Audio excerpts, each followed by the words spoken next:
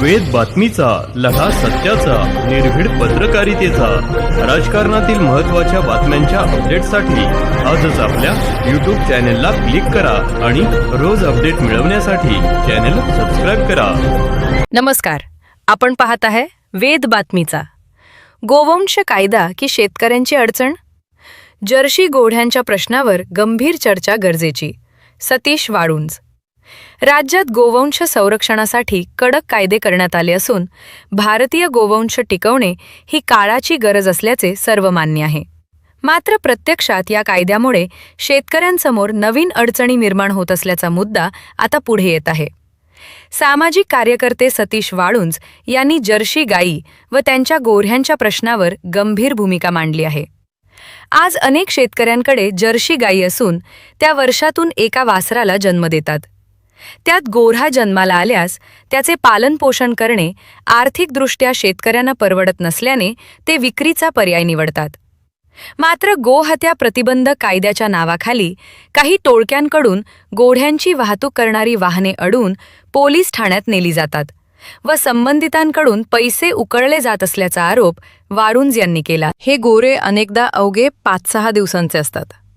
त्यांना चारा, पाणी व दूध देण्यासाठी आवश्यक व्यवस्था पकडणाऱ्यांकडे आहे का, असा सवाल त्यांनी उपस्थित केला. सध्याच्या दूध दरात गायीचा चारा खर्चही निघत नसल्याने शेतकरी आर्थिक अडचणीत सापडत असल्याचे त्यांनी सांगितले.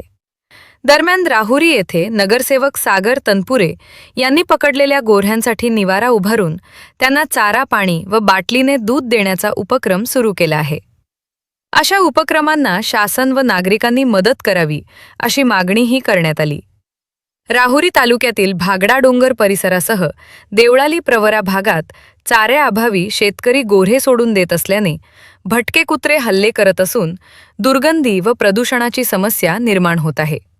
नागरिकांच्या तक्रारी वाढत असल्याने या प्रश्नावर शासनाने ठोस उपाययोजना करण्याची गरज व्यक्त करण्यात आली.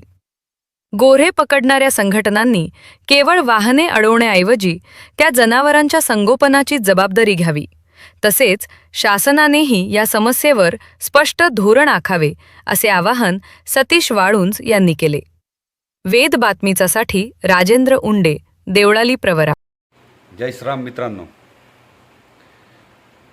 मी राहुरी तालुक्यातील देवळाली प्रवरा या ठिकाणी देवळाली प्रवरा व्यापारी संघटनेचा अध्यक्ष आहे. त्याचबरोबर माझी आई भारतीय जनता पार्टीकडून नगरसेविका आहे. आज लोकांच्या समस्या, लोकांच्या अडचणी जर बघितल्या तर मी आज त्या अडचणीमध्ये घुसतोय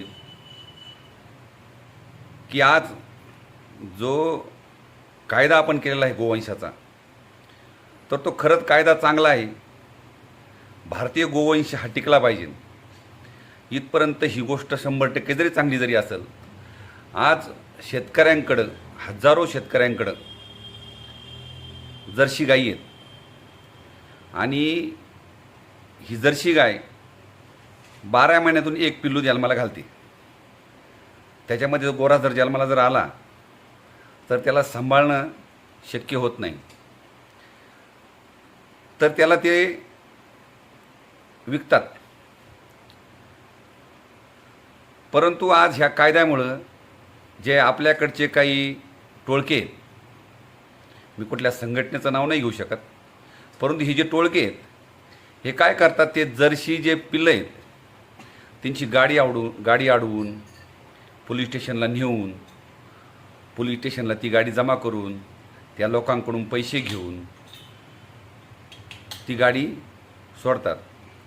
परंतु हे जे गोरे आहेत हे 5-5, 6-6, 2-2, 3-3 दिवसाचे असे असतात. परंतु यांना सांभाळण्यासाठी, यांना चारा घालण्यासाठी हे जे लोक फिरतात यांच्याकडे पैसे आहेत का, त्यांच्याकडे चारा आहे का? आज दुधाची परिस्थिती जर बघितली तर दुधाच्या परिस्थितीमध्ये जी गाय आहे त्या गायीचा पूर्ण चारा, तिचं खाद्य मटेरियल सगळं जर घातलं आणि तिचं दूध जर काढलं तर त्याच्यामध्ये त्या शेतकऱ्याला पैसे राहत नाही. तर हे जर्सी गायीचे गोरे ते सांभाळू शकतात का? ज्या लोकांनी हे गोरे पकडतात, जे पकडतात, हे यांच्यामध्ये ती ताकद आहे का 2-2, 3-3 गोरे सांभाळण्याची, त्यांना चारा आणण्याची, चारा खाऊ घालण्याची?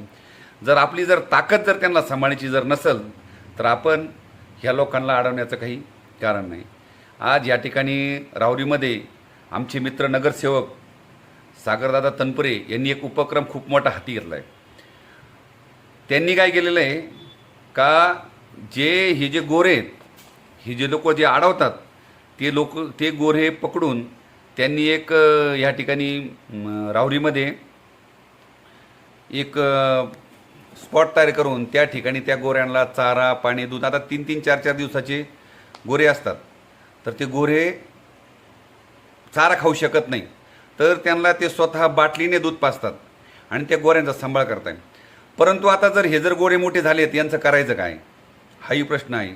माझी सरकारला विनंती आहे, सागरदादा तनपुरे जर हे जर्सी जनावरं, जर्सी गाईचे जे गोरे आहेत ते सांभाळू शकतात, तर याच्यासाठी शासनाने सुद्धा त्यांना मदत केली पाहिजे आणि बाकीच्या लोकांनी सुद्धा त्यांना मदत केली पाहिजे.